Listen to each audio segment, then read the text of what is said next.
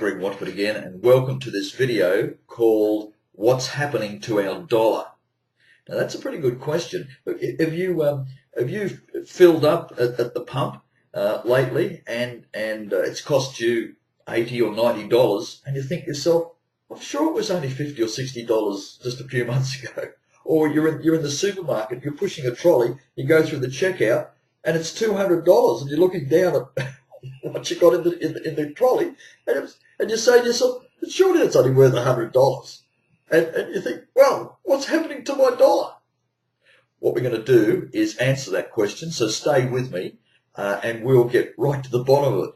Now, just a disclaimer here, I'm not an economist, so I'm going to give my take on this, and I'll also pass you over to some experts a little bit later. But generally, we'll just look at the simplified a version of what is happening to our economy. Okay, all right. Now, look, a couple of things just to bear in mind. If you think back, our economies have been worldwide have been very stable over hundreds of years, really. Yes, I know there's been hiccups, with in our case, in modern times, the First World War, the Second World War. We've got the Great Depression in the early 30s. Etc. So there's been major things happening on a world scale now and then, so that produces a little blip, either a deflation or inflation, but then it steadies out again. And locally things happen. It might be a tsunami or an earthquake, and the economy of a particular country goes through a bit of a bad trot. But just generally, the world economy is been in pretty good shape, and the figure that we tend to look for is an inflation rate of around about 2 or 3%. 2 or 3% is a pretty good figure. If you get something too low, or negative inflation, deflation is no good. But 2 or 3% is generally okay, and it's produced by good growth in the country, the population growth, the demand for goods and services generates this. And as the economy grows, you end up with this 2 or 3% inflation rate, which is pretty good. China over the recent years went up to around about 10%, and everybody went, it was sort of superheated, it becomes out of control. So they've managed to get that back down. I think it's currently probably around about 7%, 6 or 7%, which is huge compared to the rest of the world. It's struggling, but China's different. Anyhow, getting back to this. In Australia, for example, what has generated the growth in recent years, of course, is digging stuff out of the ground. We haven't got the population to actually do it as in the States for this growth, this normal economic growth. But in Australia, we've dug out coal and iron ore mainly, and gold in the past, and that has held us in good stead regarding our economy, and it's allowed us to grow at a reasonable rate. But let's go back to the end of the Second World War, 1944 to be exact, and there was a meeting of all the great minds. It's the powers that be, or some people call it the powers that were, got together in 1944 at a place called Bretton Woods and decided what was needed to be done to get the world economy up and running after the Second World War, because this was right at the end of the Second World War. And that's where the IMF came from, the World Bank it was created, or the plans to create those came out of there. The other thing that was decided was the gold was to be still pegged at $35 an ounce. Now, gold used to be $20 an ounce for many years. And in 1933, President Woodrow Wilson decided to reset it to get the US economy up and running out of the Great Depression. So it went from 20 up to 35. So it sat at $35 an ounce for a long time. It was reaffirmed at $35 an ounce at the Bretton Woods meeting, and it wasn't until 1971 that President Nixon went and cut the US dollar away from gold. But getting back to the 1944 agreement, one of the things that came out of it was that all countries agreed to, or all countries that were represented, agreed to peg their currencies against the gold in a small range, not exactly, in a small range. and they would also do an exchange with, they adopt the policy of doing an exchange with the US dollar. So the exchange rate was always geared to the US dollar. It's always the euro against the dollar, the yen against the dollar, the Aussie dollar against the US dollar. When you buy any goods and services that are exchanged, were bought and sold across borders, is normally done in US dollars. Now, the other thing that's come about since that meeting is the fact that 3/4 of all the paper money that's been generated in the world to date, around about 3/4, is US dollars. It's a huge amount. It's almost, I can't conceive that 3/4 of all the money in the world is in the form of US dollars. So when America sneezes, the rest of the world gets a cold. That's basically what it boils down to. Now, let's go forward to roughly 2008, when we had the global financial crisis, the GFC, and our economies tend to be jumping around a bit. Now, one of the ways that the central banks, such as the Federal Reserve, the Bank of England, Bank of Japan, Reserve Bank of Australia, can control economies is by adjusting the interest rate. And fortunately in Australia, we've still got some adjustment to go. So we're running at around about 2.5% is our cash rate. It's determined once a month on the first Tuesday of the month. That comes out from the Reserve Bank. And it's been running at that 2.5% for some time. They brought it down to that. And in America, it's I think around about 1/4%, or it's 0.5%. In Japan, it's been zero for 20 years. And in Europe, we got the European Central Bank and the Bank of England. They're both very, very low. So they've basically got nowhere to go, because, you know, if it's down to that almost 0 point, well, what else are you going to do? Now, one of the things they can do to stimulate the economy is to print money. And that's what all the major central banks of the world have been doing. For example, the Bank of Japan has been printing trillions of yen per month for years. And in the US, the Federal Reserve has been printing $85 billion per month for a long time. Now, there's a thing called quantitative easing. Isn't it amazing how they go and come? Who do they pay to think up these terms? Anyhow, there's a thing called quantitative easing, which it really means is, no, we're not going to print 85 billion a month anymore. We'll print a bit less, and a bit less, and a bit less. And I think we're down to about 75 billion a month. Now, that's, from an economic point of view, from the country's point of view, may be well and good, and it does stimulate the economy and makes goods and services more affordable outside, so you end up with greater production, etc. But really, if you look at it this way, let's say that you owned 1,000 Microsoft shares. Now, Microsoft is currently trading $40 a share currently. Okay, so $40 a share. If you had 1,000 shares, your asset value would be $40,000. And there's currently around about 35 million shares out there. Okay, in the market, Microsoft shares are roughly 35 million. What if you woke up tomorrow morning and you looked at the paper, your financial paper, and it said, there was a big article, headlines, Microsoft have released another 35 million shares, totaling 70 million in the market. What do you think is going to happen to your 1,000 shares at $40 a share? It's not worth 40 bucks anymore, it's worth 20. And on top of that, your dividend yield, the dividend yield may be the same, but the dividend that you're going to receive is only going to be half. So every quarter or whatever it's paid, or half yearly or yearly, is going to be half. So your shares have been diluted down by 50% because the company happened to produce another 35 million shares in this case. Well, that's what's actually happening to your currency, that paper fiat money, This is called, it's called fiat, F-I-A-T, money. And that's I think that's the reason, one of the major reasons why when you go to the supermarket and you look down on the trolley and find, hey, I thought this was half the price just a matter of a few months ago or a few years ago. This is a part of what's happening.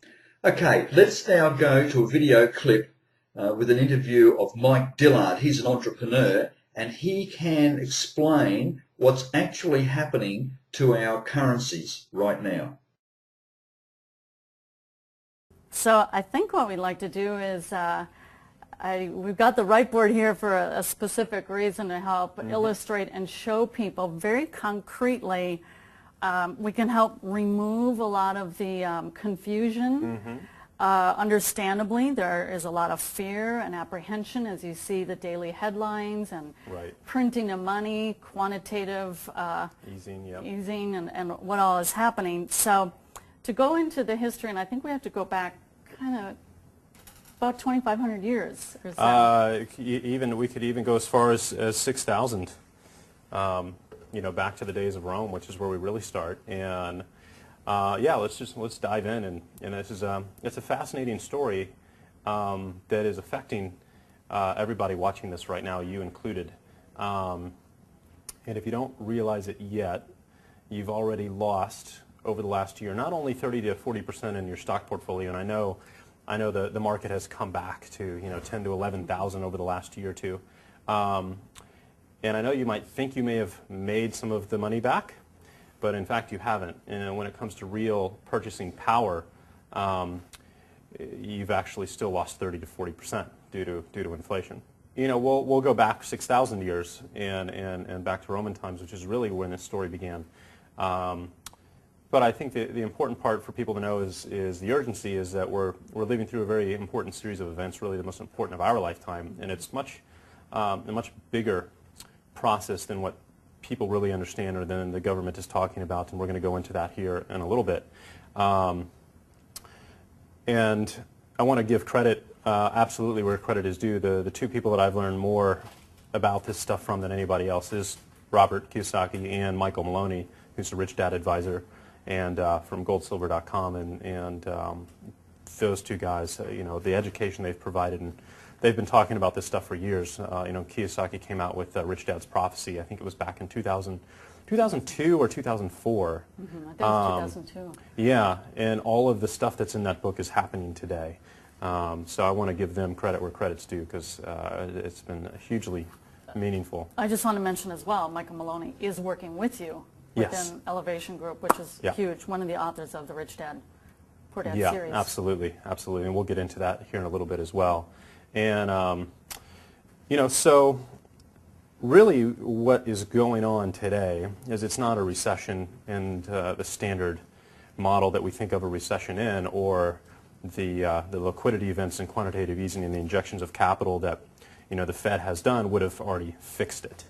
And we're going on 3 years now, and most of the severe recessions we've had have only lasted a year, year and a half at most, and this is only continuing to get worse. So something's different here, and why, and what is that and why?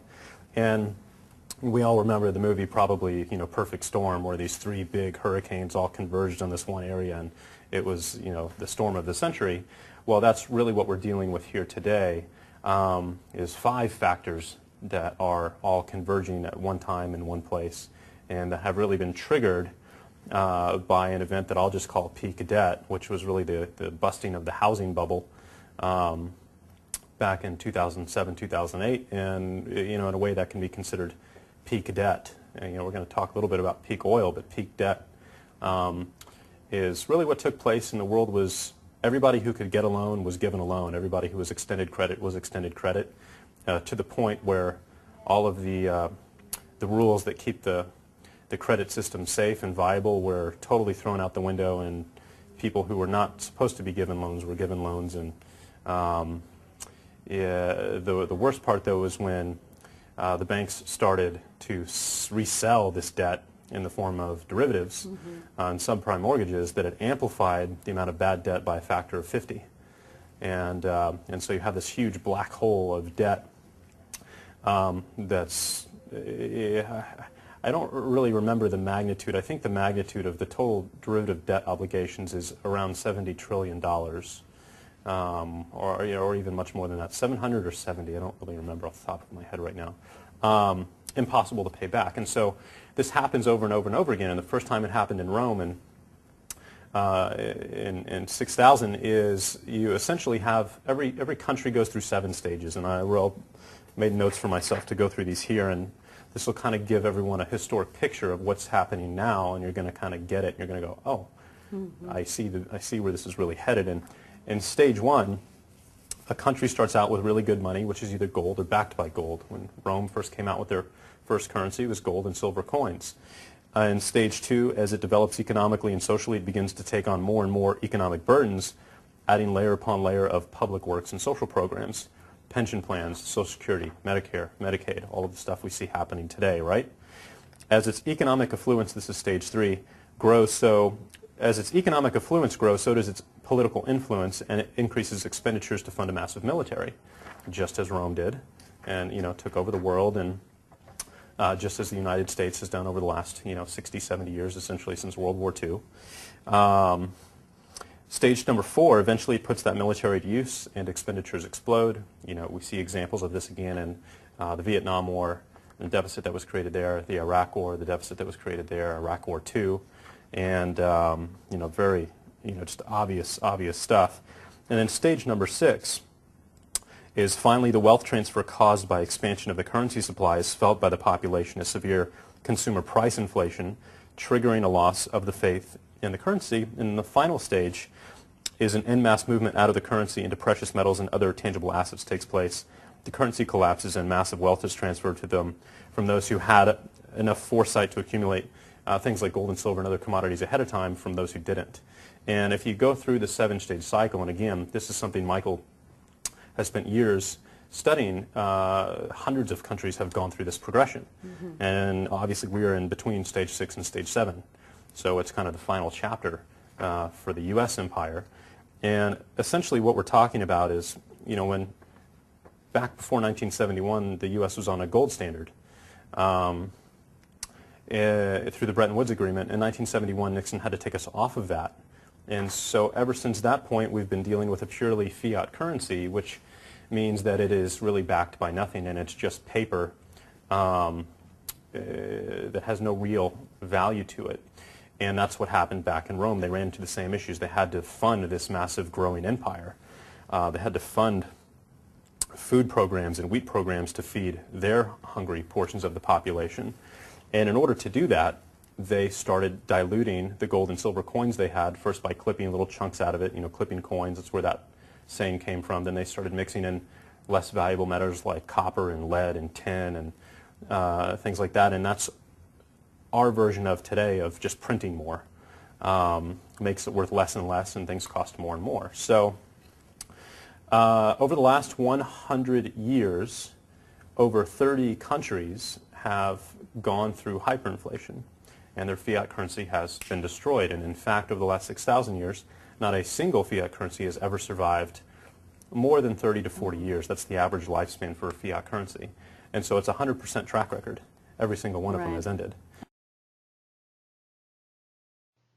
After seeing that, are you a bit concerned about what's happening to your dollar, to your pound, your euro, your Aussie dollar? But let's be realistic about this. 3 points. Number 1 is, personally, I'm an optimist. So whatever happens in the future, only good will come out of it. Whether there's going to be a currency devaluation or a complete replacement of the US dollar, well, it remains to be seen. And when it will happen, well, we don't really know. Some are predicting only in the next few years. But I firmly believe whatever happens, there'll be a positive outcome. Number 1. Number 2 is power. I firmly believe knowledge is power. Now, you've already seen this video clip, and that's only just the start. So my suggestion is do your own research. Find out what's really going on. Go down the rabbit hole and get more and more information, as much as you possibly can. For example, Mike Malone, Mike Malone is the author of The Hidden Secrets of Money. It's goldsilver.com is his website. I thoroughly recommend The Hidden Secrets of Money. It's a 5-part series. It should be shown in our schools and universities, and it's not. You don't find it on your TV. No, you've got to go to the internet. Just search on YouTube, Hidden Secrets of Money. Another one is Ed Griffin. Ed Griffin is the author of a really great book called The Creature from Jekyll Island. Jekyll Island is where the meeting took place for the Federal Reserve back in the early 1900s. That's basically where the Federal Reserve was born. So he's got lots of YouTube interviews. Ed Griffin, Creature from Jekyll Island. You can do some search on YouTube on that. Look, the other place, Robert Kiyosaki is very good. I've just recently done a video called Robert Kiyosaki Explains. So just go to my YouTube channel and have a look for that, Robert Kiyosaki Explains. And there's some really great video clips of Robert and some other people talking about what's happening to fiat currencies and what you should do about it. So that's number 2. Number 3 is I suggest that you buy gold. Now you can go down to your bullion dealer and go and buy a kilogram of gold at I think it's currently $42,000 an ounce, or you can buy an ounce of gold for around about $1,300 an ounce, and you can invest in gold. It's what I call you go and put it under the bed and wait for the price to rise. But there's a couple of points. Oh, regarding the price, by the way, some people say, oh, look, it's going to go down, or it went up to almost 2,000 in 2011. It went up to I think about $19.30, $19.20, $19.30 an ounce, and now it's pulled back, and it's around about $1,300 an ounce.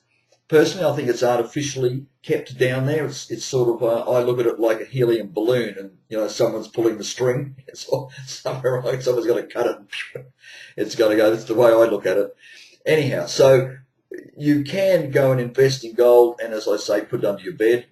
The bullion dealer will actually store it for you. But if you like to take possession of it, yes, go and store it in a safe place. But one of the things that's difficult about that is you can't go and buy your loaf of bread. You can't fill up your car with fuel with an ounce of gold or a kilogram of gold. But you can with carat bars. Now, this is what I highly recommend for a couple of reasons. One is the fact that there's the gold there. This is pure tradable gold, by the way. It's 99.9 fineness and 24 karat gold. It's what's called tradable gold. But because it's only 1 gram of gold, it's currently worth roughly 50 euros, 65 US, and 75 Aussie. So you can right now walk into a shop and exchange that for paper money, or you can actually buy the goods and services that shop has. Those shops are called K exchanges, and they're springing up all around the world. So you can use that. It's in a tradable package. So it's in a tamper-proof. It's the size of a credit card. You can keep it in your wallet. It's what's called fungible. When you see Mike Malone's videos, you'll understand that. And I never heard of the word fungible till I saw Mike Malone's videos. So that I highly recommend the carat bars simply because it's in a small tradable package, and it allows you to go and buy goods and services. That's number 1. Number 2 is with carat bars, there's a way of getting paid to buy and save gold. Okay, so I'll say that again. There's a way of getting paid to buy and save gold, so you can buy your gold for free, basically. And if you'd like to know more about that, just go and click on the link below this video. It's called Profit Through Gold, and just pop in your name and email address, and I'll personally send you some emails with some really important videos that will explain more about currency, more about gold, more about our economy, what's happening. Some experts will share their views with you throughout these videos. And to make sure that you get them, by the way, just go and check in your inbox and also your junk folder. So look for those videos that I'm about to send you. All right. Look, that about wraps up this video. I do hope that you received value out of it. If you did, please like, comment and share. and I look forward to seeing you in another video. Bye.